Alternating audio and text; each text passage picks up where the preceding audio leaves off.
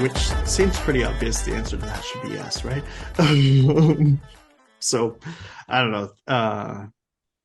It's a weird world. What were you going to pivot to? Yeah, no, I was gonna pivot to okay, so like tons of layoffs happening, right? Yeah, man. Stripe 14%. Yeah, so Lyft 13%. yeah, we all knew the Twitter thing was coming, right? But it's still unfortunate for everybody who's unexpectedly out of a job, right? So and I was thinking to myself, you can never know if it's coming, Hmm. right? Like everything can look super secure, and then all of a sudden, bang, it's here's your email, your access is no longer there. So I think about that. I'm like, man, it's kind of real. It's real incentive to take matters into your own hands, right? To say I don't like being at the mercy of a company, Yeah. you know, on because of the way that their financials are going. Like it's almost like you have Polywork and stuff, but it's almost even as much as it's a take matters into your own hands. It's also there's something appealing about like when you do investing, they always the trick that they always say is like don't put all your chicken or all your eggs in one basket, right? Like Right. diversify your portfolio and diversify your income. And like the way the market is going is that like, and this has been true I think for years and years for many sectors of the economy. It's why gig work is so popular, is that people can diversify their income and they can get some amount of their income from this gig and some amount of their, like I can be an Uber driver and a barista and a substitute teacher, and none of those is consistent income all on its own, but they kind of cover it. And if one's not working out, I can flex into the other space to make it work, right? And I think that like one of the things that you think about when you see what the way the market's going right now is that if it doesn't appeal to you, a person, an engineer, to kind of go their own way and to take control fully, it definitely reinforces the idea of diversifying your income portfolio and like leveraging polywork and poly employment and over like I'm like maybe one of the few engineers that doesn't love the overemployment movement. Like but I think that poly employment tends to make sense if you can do it, and that might mean taking like independent contracting or working with agency and trying to run your own app, which is exactly sort of the model behind Anvil, but basically diversifying your sources of income so that you're a little bit more resilient to market factors, and unless you're in a you know like it's so funny when you hear about like recession resistance, right? And we both worked at USA, and they were constantly talking about recession resistance and the market sector, not it being like the general market, right, of financials being like resistant to market fluctuations. But then we know that they just had a huge round of layoffs too. Um, Yeah. and so like it's like what really is a recession resistant market, unless it's um, capital and funds transfer, like that's it. because because that is the market. But otherwise, like yeah, there's a lot of interest, and I think in a lot of appeal, and there should be some at least reflection on how do we uh like it, not we, me and you only, but like we as a people make ourselves resilient um in times of like it's we see a lot of tech sector jobs going away. I mean, we left Stored. We know Stored had layoffs. Uh, we right after we left, and know some good people entering the market there.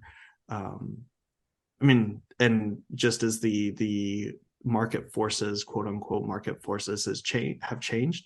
Uh, like people are losing jobs that were hired on growth predictors as opposed to growth realities, which I think there is something really key there to take away as how to run a business. Um, but that's maybe a Right. conversation for another day.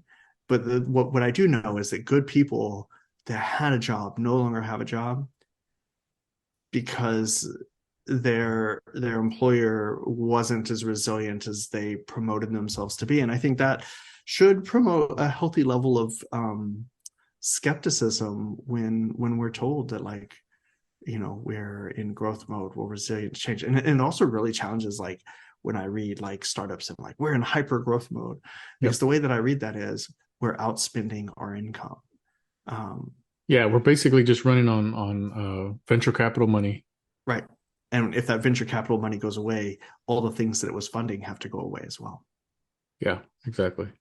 I also think about the idea of like investing in yourself, and to me that means lots of things. But one is, so you can say, well, am I going to invest in, this company or in this stock, or am I going to invest in myself? And I'm a huge believer like investing in yourself can pay, dividends over those other things. Like obviously, if you would have invested like in Netflix, 10 years ago, you'd be in a good spot right now. But Well, maybe if you maybe, if you didn't yeah, sell if when you they didn't were sell, up. right? Yeah. Right, exactly. And so I think about, all the layoffs we're hearing. Again, we were just talking about this a minute ago, reading about the next round of layoffs. Like these are thousands of people, thousands of jobs. Yeah. And yeah, absolutely. You have to be skeptical going into the next job. So like asking some questions, are you profitable?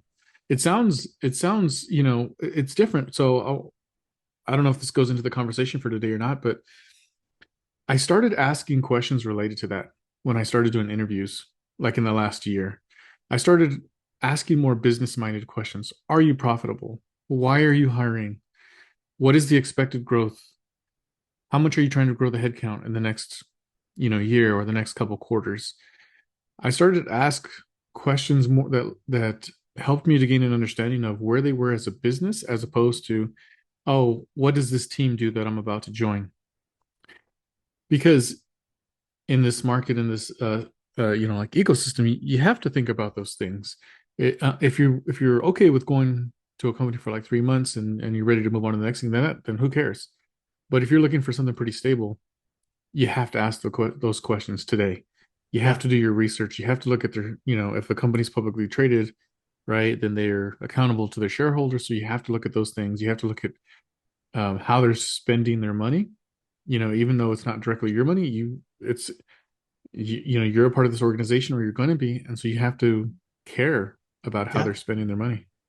Yeah. No, I mean, I super agree with that. And I'll just transparently say that um, income models is a part of the conversations that I have when I'm interviewing. I want to understand, like, usually the way I ask it is what's driving growth. Is it capital influx or is it profits? Like, do you see a path to profitability? Uh, and like, so I like to ask what's driving the growth for your company right now. Really, to me, that's an important question. And then you mentioned something earlier like that I think is just resonates with me a great deal, and we don't really talk about this, and maybe it's too hokey, but like every year sort of I pick an annual theme. Like, what is my theme for the year? What is the way that I'm going to think about? And this year my theme was investing in myself. um and so I thought it was really interesting that you said that, because like that's literally it. It's like, and some of it's like little stuff like investing in my health, and making like being willing to make purchases that like are investing in me. um and so like I think that is really important when you think about especially your time, like where do you invest your time. I was reading last night, and the disparity is pretty dramatic. You have threads on CS career questions, and some of them are talking about like I've just been laid off, and I have some friends that are directly impacted by some of the recent layoffs at like Prisma, um, and which stinks, and even at UIDev. I don't know if you're aware, but UI.dev went through a layoff period earlier this summer, and Yeah, uh, I haven't read about it yet. some of our friends were some of our mutual friends were impacted by that. But anyways, like when I think about that, and like you think about like how am I investing my time, so like there's these conversations on Reddit about like what do I do, how do I do the job search and stuff. And then you have this other thread where somebody's like, hey, like I just got a job offer, but I also have this opportunity to go and like tour Southeast Asia for a year. What should I do? And like in the light of layoffs, you feel like the right answer should be take the job, because jobs are like sparse, and but everybody was like, take the tour. Yeah. Like you won't that opportunity won't be there again. Like the jobs will still be there when you get back. Like, even though it feels like this is a scary moment, like the jobs will still be there when you get back. Go take the tour. And I think that's relevant. Invest in ourselves and take the time. Like the Stripe package is really pretty strong. The folks that are getting laid off there basically have insurance and income through February. I hope most of them just spend the holidays with their family, to be honest with you. Right. Like, that's, And don't and that they don't feel the need to immediately jump back into the job search. yeah, yeah, Because yeah, the job search is a full-time thing too. I mean, it takes lots of effort. You're having to like relearn stuff that yeah. you haven't learned. And simply because some of these companies that you go to are going to ask these, you know, CS type of questions that you haven't looked at in forever. And sometimes they're not even relevant to the job, to be honest with you. But that's a whole effort, like a whole full-time job just looking for a job. So yeah, I agree. If if somebody's gotten laid off and they've got a decent package, to not feel the stress, hopefully to jump right back into the next thing, to join the job search. In reality, there's going to be thousands upon thousands of folks all in the job search at the same time, along with the other people that were already looking. Well, this ties directly back to the conversation we had last week. Because like last week we talked about the inversion of the talent pyramid, right? Where there's a whole bunch of people at the entry level that are trying to get into the industry, but all of the jobs are at the senior level. And what ends up happening with the layoffs is that now you have this huge influx into the talent pool of really, really technically qualified people. And so that becomes very challenging because now, of course, this is going to deflate offers, which who cares? So like, really, I mean, it's bad, but like, I mean, engineers are paid probably like, I mean, they get paid well. I'm not, Yeah, engineers sometimes aren't more. like, Sometimes more than we should. right, exactly. That's what I'm trying to like couch. Like, I don't want to offend anybody, but like, hey, like there are people that are doing, that are saving babies that make much less than an engineer. True. And so like, I'm not super worried about like offers going down, but it does mean that it's going to be much harder for that entry level engineer to get into the market unless companies are being intentional about hiring to grow engineers, because now there's so many other, like, there's really qualified engineers that you can pick from because they've been laid off from companies like Stripe and Lyft and elsewhere, and so it makes it easy to say, well, instead of hiring this fresh out of college. And that's a lot of what the conversation on CS career questions is too, is like, how is it going to be hard for me to get a job? I graduate in December and now there's all these layoffs and everybody else is going to be competing for that job. Here's the advice that I'd give you to the folks that are, still in college, they're about to graduate. Now they're going to join that workforce as well. And then all the people that are still in that bottom of the pyramid that are like, hey, I'm looking. And I'll talk to folks that I meet, online, and they're asking questions. And the one piece of advice I'd give anybody is go build something real, because we want to join a company so that way that company can pay us, right? And it almost helps to like validate our ability. Mm-hmm. And maybe I'm only saying this because I've been writing software for a while. Same for you longer than me, but you get to a point where it's like, I don't need a company to validate my skills. And I want to even say that for like entry level folks.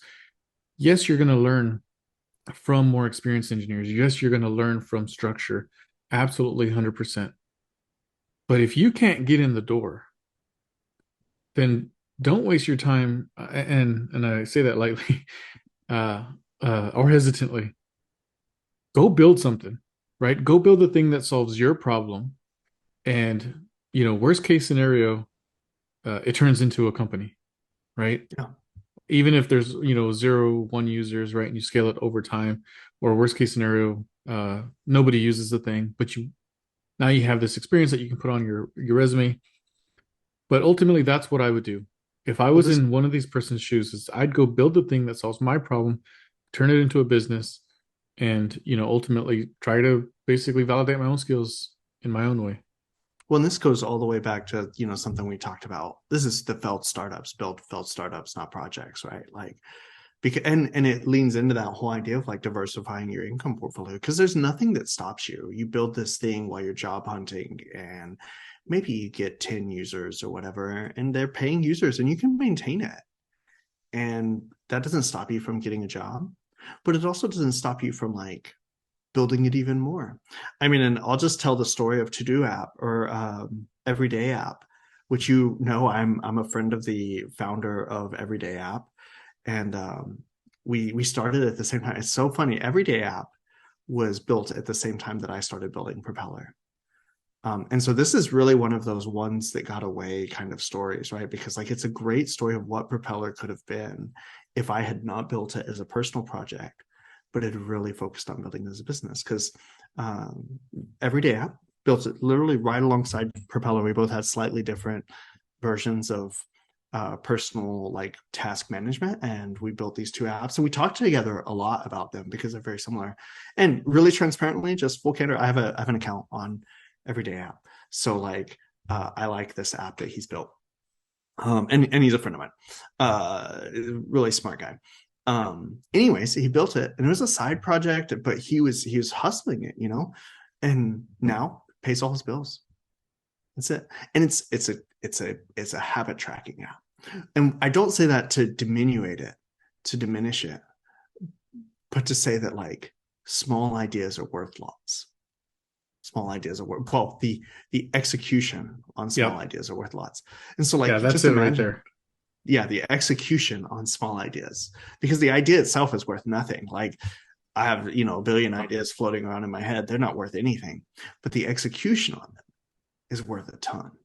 And like and this Everyday app is a great example of that. This is a guy that, he worked some tech jobs. He wanted to break into the tech industry, I think, is actually the story. I'm trying to remember back to when we first started this. I don't remember if he had an experience, background in tech, or if he was just getting started. But anyways, this was just a side thing for him, and now it's a full-time thing because it does the job. And I really want to capture that for a second. I know this is not the topic we wanted to talk about today, but it yeah, seems relevant, right? For the time, for what's going yeah, on, is is exactly that. Again, you're either in a laid off position or you're trying to get in. Build that thing, build it not as a startup, but build it not as a side project, not as a demo app to put on your portfolio, but build it as a failed startup. Execute well, but build really small. So I was talking to this guy the other day who just periodically pinged me, and he showed me some stuff, and I said, I'm looking at this, and I said it's too big for MVP. It's too big. It's trying to do too many things, right? And so he's walking me through the app, and I said, okay, this is cool. This is a potential feature, going forward. I said, but we're talking about this, but it didn't do the core thing really well. The execution on the core problem that it was solving wasn't that great. And so I said, what you want to do is you want to scale this back, and you want to release an MVP that is the slimmest piece of value that you can provide, and execute on it really well. And that's the key. You talked about Everyday app.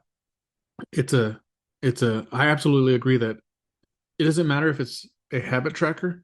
It solves a problem, and if he executes really well on it, then that's all mm-hmm, that matters, right? right, It's no different than like track my weight. I'm trying to lose weight, and all I do is every single day I put in my weight.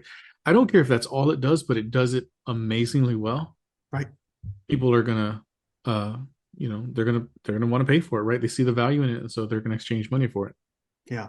I mean, I think about this a lot. You mentioned like too big for MVP. I will occasionally interact with people uh, going down the path of indie game dev, and they'll pitch me their like really big indie game. I'm like, that's way too big. You need one mechanic. I don't know if you're familiar with the concept of like the 30-second game loop, but basically most video games boil down to a 30-second interaction that you do over and over and over again, you know? And so like usually that's like one or two mechanics. 30 seconds isn't a lot of time. And so when I talk about like, and I'm just gonna throw something out there, we talk about minute games, but like really the 30-second game loop is kind of driving to that. What's the one thing that you do over and over? And then maybe in a minute you do it twice, And that's the game. That's the essence of the game. And so when I'm talking about indie devs and they're like, well, I wanted to be able to do this and this mechanic, and I'm like, start with rock, paper, scissors, one mechanic, one loop. And then that's that's your game. Boil it down as small as possible. We talk a lot about building small. And so like that's definitely a real focus. If you are one of these people going to like build your first startup, like build super small. Yeah, agreed. Build super small, execute well, provide value. Yeah. And then get a job or don't get a job.